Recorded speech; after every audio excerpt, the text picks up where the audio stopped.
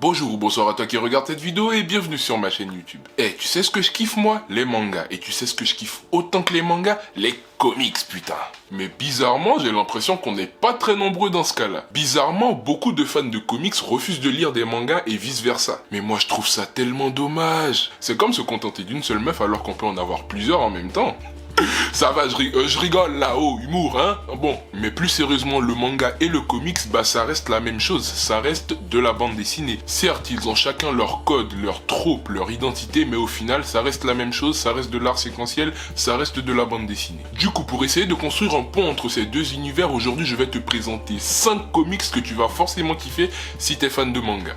Oui, je sais qu'on t'a sûrement déjà dit ça et que tu as été déçu, mais cette fois, ça va être différent parce que c'est moi qui te le dis. Parmi les 5 comics que je vais te présenter aujourd'hui, tu vas forcément trouver ton bonheur. Il y aura des trucs super connus et il y aura des trucs beaucoup plus underground. Il y aura du Super Slip, il y aura du Marvel et du DC, mais il y aura aussi beaucoup d'indépendants. Si t'es fan de manga et que tu veux lire des comics sans trop te prendre la tête et kiffer, faut clairement plus lire des comics indépendants que Marvel ou DC. En tout cas, si tu veux éviter de te compliquer la tâche avec les délires de continuité et toutes les conneries du genre. Les comics que je vais te présenter aujourd'hui, c'est des bails que j'ai lus et sur lesquels il y a mon cachet personnel, l'ami. En fait, cette vidéo, c'est un peu une main que je te tends pour te guider vers le fabuleux monde de la bande dessinée américaine. Bref, dans cette vidéo, tu vas forcément trouver ton bonheur. On n'est pas sur Tinder ici. Première recommandation, Invincible. Oui. Pour ceux qui me suivent sur Insta ou avec qui j'ai déjà parlé comics, vous savez que je suis un forceur avec cette série, mais je m'en fous. C'est cool, Invincible. Tu dis ça Invincible ou Invincible, tu prononces ça comme tu veux, mais c'est beaucoup trop bien. Pour moi, c'est simple, c'est ce qui s'est fait de mieux en comics au 21e siècle et peut-être même ce qui s'est fait de mieux en comics tout court. Oui, monsieur, j'ose le dire, ou madame, on n'est pas sexiste ici. La série a été créée en 2003 par Robert Kirkman au scénario et Cory Walker au dessin, mais celui-ci sera très vite remplacé par Ryan Otley qui dessinera la grande majorité des épisodes de la série. Pour les lecteurs de manga, quand je dis épisode ou issues, ça correspond tout simplement au chapitre en manga. Oui, j'enrichis aussi ta culture. Bisous. En ce qui concerne l'histoire, on suit les aventures du jeune Mark Grayson, qui est le fils du plus grand héros de la Terre, Omni-Man, qui est clairement une espèce de Superman. Bon, il y a un gros twist au tout début de l'histoire que je vais pas te révéler ici si tu ne connais pas déjà la série. Mais en tout cas, quand l'histoire d'Invincible commence, Mark vient tout juste d'obtenir ses pouvoirs et il apprend à devenir un super-héros aux côtés non seulement de son père qui a toujours été un modèle pour lui, mais aussi aux côtés de toute une galerie de personnages aux motivations, aux pouvoirs et aux personnalités très variées. Voilà, c'est très grossièrement résumé, mais je peux vraiment pas faire mieux sans te spoiler. Bon, avant même de parler du scénario, on va parler tout de suite du dessin. Alors oui, les dessins des tout premiers épisodes ne sont pas incroyables, on va pas se mentir. Mais dès que Cory Walker se casse et laisse la place à Ryan Otley, il y a tout de suite un step-up. D'ailleurs, quand Ryan Otley arrive sur la série, il essaie de ne pas trop s'éloigner du style de Cory Walker. Mais au fur et à mesure, il va développer son style, évoluer et devenir un véritable monstre. Son style très anguleux et dynamique va devenir la signature de la série. Il va réussir à pondre des planches d'une violence incroyable. À ce niveau-là, moi j'appelle ça de la violence spectacle. Lors des scènes de baston, Ryan Otley fracasse les rétines et on en redemande. Bref, les dessins de Ryan Otley magnifient vraiment le scénario de Robert Kirkman. Et d'ailleurs, en parlant de scénario, là on est clairement sur une masterclass. Le manichéisme, les personnages chiants et unidimensionnels, vous oubliez ça tout de suite avec Robert Kirkman. Avec lui, tous les éléments de l'histoire sont bien calculés et utilisés. D'ailleurs, pour les fans de One Piece qui kiffent le foreshadowing, je vous le dis tout de suite, à ce niveau-là, Robert Kirkman n'a rien envie à Eiichiro Oda. On sent que le mec c'est un fan, on sent que le mec aime le mythe du super-héros et qu'il l'a parfaitement compris, qu'il l'a parfaitement assimilé pour pouvoir le moderniser. Que ce soit les romances, les rivalités, les convictions des personnages, etc., tout est bien écrit.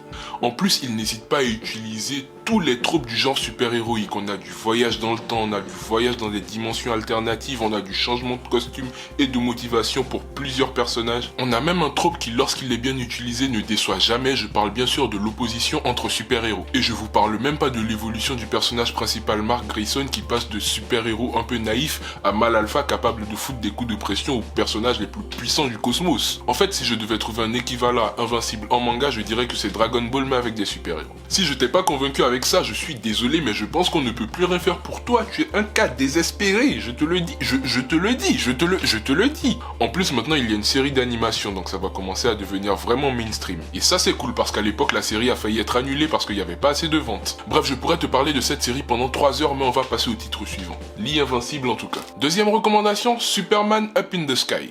comme je l'ai déjà dit sur cette chaîne, Superman c'est un de mes super-héros préférés. C'est mon gars sûr, c'est mon boug. Et en lisant ce comics, vous allez sûrement avoir un autre regard sur Superman, ou en tout cas comprendre pourquoi c'est le super-héros parmi les super-héros. Superman Up in the Sky est une histoire scénarisée par Tom King et dessinée par Andy Kubert. C'est sorti en 2020 et c'est une histoire qui malheureusement est passée plutôt inaperçue, alors que franchement je trouve que c'est l'un des meilleurs récits récents sur Superman. Pour vous résumer l'histoire sans trop vous spoiler, pour on ne sait quelle raison, une petite fille est enlevée par des extraterrestres et quand Superman apprend cette nouvelle, un dilemme se pose à lui. Rester sur Terre et protéger la planète bleue des potentielles menaces à échelle cosmique, ou foncer à travers l'espace pour secourir cette petite fille en laissant la Terre sans la protection de son plus grand héros. Après réflexion, Superman décide de quitter la Terre pour retrouver la petite fille disparue. Il fonce alors Up in the Sky. Pourquoi est-ce que je te recommande cette histoire? Eh bien tout simplement parce qu'elle est bonne. Et crois-moi, c'est de plus en plus difficile de trouver de bonnes histoires accessibles à de nouveaux lecteurs chez DC ou Marvel. En plus, cette histoire et le personnage de Superman rentrent complètement dans l'esprit shonen. Ne jamais abandonner même quand tout devient extrêmement difficile, c'est ce qui anime Superman dans cette histoire et en général d'ailleurs. On pense souvent à Superman comme un être tout puissant qui ne peut jamais être mis en difficulté, mais crois-moi, dans cette histoire, tu vas le voir galérer comme un chien. Et tu vas surtout voir que même quand il est dans la merde aussi bien physiquement que mentalement, et crois-moi là ça va être le cas, il reste ce personnage qui ne baisse pas les bras, il reste ce personnage optimiste. Il reste ce symbole d'espoir et de lumière. Avec cette histoire, tu vas comprendre qu'on n'a pas besoin d'être méga dark de la mort qui tue ou super cynique pour être un personnage intéressant. Cette histoire nous montre à quel point c'est dur d'être Superman, à quel point c'est dur d'être quelqu'un de bien qui défend des valeurs. Cette histoire nous montre que finalement Superman est à l'intérieur un être humain plein d'imperfections comme nous. Mais il s'efforce d'être cette balise dans la nuit dont l'humanité a tant besoin. Et si je n'ai pas parlé plus que ça du scénario, c'est parce que ici le scénario n'est qu'un prétexte pour nous montrer ce que représente Superman aussi bien pour l'humanité que pour lui-même. Et en ce qui concerne le dessin, on est sur du très beau travail. Superman est puissant et ça se sent. Quand il est en difficulté physiquement, on le sent également. Cependant, ce n'est pas le meilleur travail d'Andy Kubert à mon avis, je l'ai connu bien plus inspiré. En termes de style, on est sur ce qui se rapproche le plus du style comics dans l'imaginaire collectif. Bref, Superman Up in the Sky, je te le recommande fortement. Troisième recommandation, The Walking Dead. Bon, avant même de t'expliquer quoi que ce soit, on va tout de suite remettre l'église au centre du village. Oui. 1. La série télé The Walking Dead est l'adaptation du comics et non l'inverse. Et 2. Le comics est bien meilleur que la série télé, même si la série télé n'est pas dégueulasse. Voilà, ça me démangeait. Oui, ça me démangeait. Non, quand il y a des vérités, il faut le dire, il faut le dire. Il faut le dire quand même, hein. Bon, bref, The Walking Dead est une création de Robert Kirkman au scénario, oui, encore lui, et Tony Moore au dessin, qui laissera assez vite sa place à Charlie Adlard, qui dessinera la majorité des épisodes, un peu comme sur le modèle de Invincible. La série est terminée et a été publiée de 2003 à 2019 chez Image Comics, comme quasiment tous les titres de Robert Kirkman. D'ailleurs, petite parenthèse, en fait, je vous recommande absolument tous les titres de Robert Kirkman. Ce bon vieux Roro, c'est un véritable génie. Je l'adore, ce mec. Je l'aime d'amour. C'est mon scénariste préféré. Mais pour revenir à The Walking Dead, cette série nous narre les péripéties d'un groupe de personnages essayant de survivre face à une invasion de zombies aux États-Unis, avec comme personnage principal l'agent de police Rick Grimes. Bon, jusque-là, dans cette vidéo, j'ai été très enthousiaste, mais pour The Walking Dead, on va pas se mentir, graphiquement, c'est vraiment pas ouf. Attention, loin de moi l'idée de vouloir dénigrer le travail de Charlie Adlard. C'est un bon dessinateur et je le respecte. C'est juste que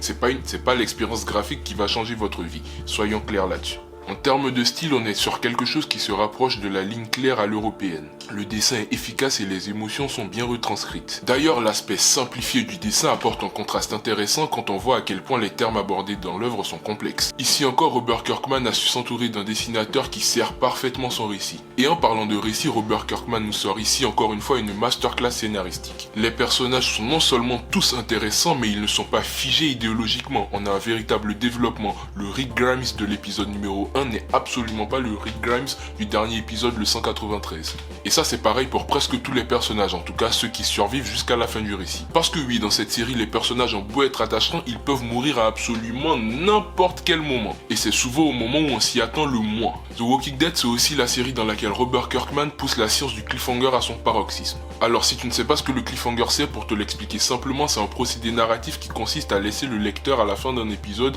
dans une situation absolument intense, une situation qui va te donner envie de savoir la suite immédiatement. Si je devais comparer cette série à un manga, je choisirais très clairement Shingeki no Kyojin, SNK, l'attaque des titans, bref, t'appelles ça comme tu veux. Les points communs entre ces deux œuvres sont nombreux, crois-moi, mais le point commun le plus représentatif et le plus significatif de tous, c'est clairement le fait que finalement les monstres, ce ne sont ni les zombies ni les titans. Les monstres, ce sont les êtres humains. Bref, cette série déchirée, je te la recommande chaudement. Quatrième recommandation, Daredevil sous l'aile du diable. Ici, on est sur une histoire qui date de 1998, scénarisée par Kevin Smith, un réalisateur de films hollywoodien, et dessinée par Joe Quesada, qui, je le rappelle, deviendra éditeur en chef de chez Marvel quelques temps plus tard. Mais Joe Quesada, c'est surtout l'enfoiré qui est derrière One More Day, l'une des pires histoires de Spider-Man et de l'univers Marvel en général. Mais bref, on n'est pas là pour parler de ça aujourd'hui. Pour ce qui est de l'histoire de Daredevil sous l'aile du diable, alors qu'il vit une journée tout à fait ordinaire, Daredevil alias Matt Murdock à l'état civil rencontre une jeune femme terrifiée qui lui confie son bébé, lui affirmant que l'enfant est le sauveur de l'humanité. Pour Daredevil, c'est le début d'une enquête qui va le confronter à ses pires démons et briser toutes ses certitudes. Voilà pour ce qui est du pitch. Sous l'aile du diable, je vais pas te mentir, c'est l'une de mes histoires préférées sur mon personnage préféré dans l'univers Marvel, donc j'allais forcément l'inclure dans cette liste. Cette histoire nous permet de voir un univers Marvel à envergure humaine à travers les yeux de Matt Murdock, ce qui est assez ironique quand on sait qu'il est aveugle. Ici, Matt Murdock souffre aussi bien physiquement que mentalement jusqu'à remettre sa foi religieuse en question. Et toutes les histoires de Daredevil où on retrouve ces éléments-là, c'est des masterclass parce qu'on s'identifie à Matt Murdock et le sentiment d'empathie qu'on a pour lui est décuplé. Le scénario de Kevin Smith n'est pas parfait mais il est efficace dans sa caractérisation des personnages, notamment Matt Murdock et Karen Page. Mais sous l'aile du diable, c'est aussi une histoire qui va avoir des conséquences irréversibles dans la vie de Matt Murdock. Et ça, c'est d'autant plus admirable quand on sait à quel point il est dur de changer durablement le statu quo des personnages Marvel et DC. N'est-ce pas, Joe Quesada? D'ailleurs, en parlant de Joe Quesada, ici son dessin est tout simplement flamboyant. J'adore le côté cartoony qu'il donne à ses personnages tout en restant dans une ligne directrice qui reste assez comics dans le dessin. Et quand il dessine Black Widow, mes aïeux, putain, mais que c'est beau, mais que c'est beau! Je tiens aussi à saluer le travail des coloristes qui sur ce titre ont été absolument magnifiques. Les ambiances sont immersives et collent parfaitement au style de Joe Quesada. Le Daredevil de Quesada est iconisé, il virevolte, il est léger, il est rapide.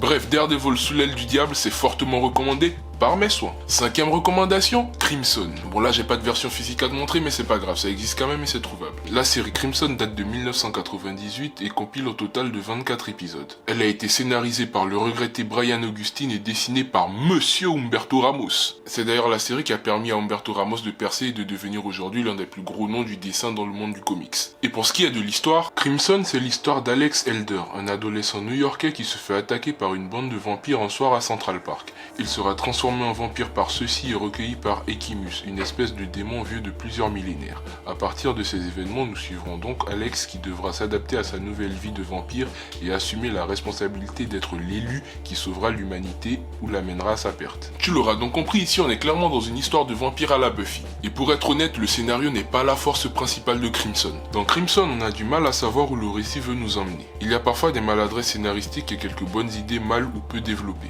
Assez paradoxalement, si le scénario ne casse pas trois pattes à un canard, les personnages par contre, eux, ils sont super cool. Ce sont des clichés certes, mais des clichés bien utilisés, ce qui les rend non seulement attachants, mais réels, palpables. Il y a des scènes sous haute tension où plusieurs personnages assez badass avec des motivations qui s'opposent se retrouvent et là, mon gars, c'est coup de pression sur coup de pression, ça ne déconne pas.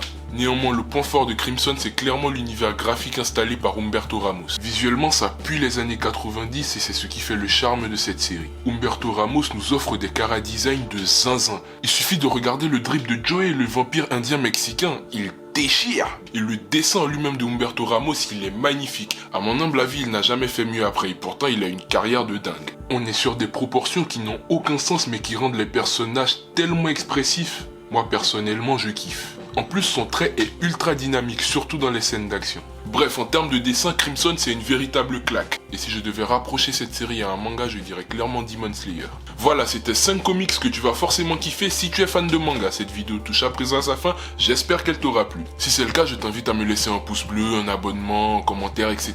Bref, tu sais comment YouTube fonctionne. Active aussi la cloche pour ne pas rater toutes mes vidéos. Encore une fois, je le répète, les comics que je t'ai présentés dans cette vidéo, tu n'as pas besoin d'avoir lu quoi que ce soit avant de les lire. Donc n'hésite pas à craquer pour l'un d'entre eux ou à tous les lire. Hein. Fais-toi plaisir, c'est toute façon, et c'est pour ça que j'ai fait la vidéo, donc fais-toi plaisir.